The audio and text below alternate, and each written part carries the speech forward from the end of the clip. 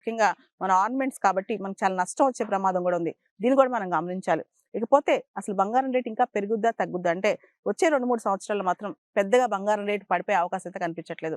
ఇంకా పెరిగే అవకాశం కనిపిస్తుంది గానీ, ఇంటర్నేషనల్‌గా ఇన్వెస్టర్స్ అందరూ కూడా బంగారం వైపే చూస్తున్నారు కాబట్టి, ఎప్పుడైతే ఈ వార్స్ లేకపోతే డొనాల్డ్ ట్రంప్ డెసిషన్స్ ఇవన్నీ కూడా ఇలానే కంటిన్యూ అవుతే బంగారం రేట్ పెరిగే అవకాశం కనిపిస్తుంది. కానీ ఇక్కడ మనం గమనించాలి. పండగ సీజన్ వచ్చింది కదా అని చెప్పి మన బంగారం ఇచ్చేసి కొత్తయి కొనుక్కోవటం ఇవన్నీ కూడా బిజినెస్ గిమ్మిక్సే కాబట్టి, మనం చాలా జాగ్రత్తగా ఉండి మన గోల్డ్ ఏదైతే ఉందో పాత గోల్డ్ అయినా సరే అది దాచిపెట్టుకునే ప్రయత్నమే చేయాలి గానీ, ఎక్కువగా ఎక్స్‌చేంజ్ చేసే పరిస్థితి కూడా చేయకూడదనమాట.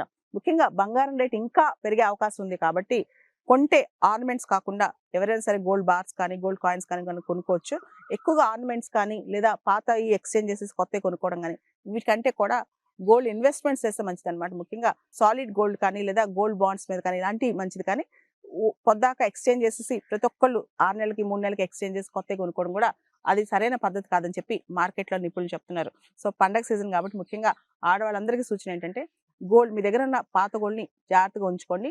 భవిష్యత్తులో పాత గోల్డే పెద్ద అసెట్ కాబోతుంది.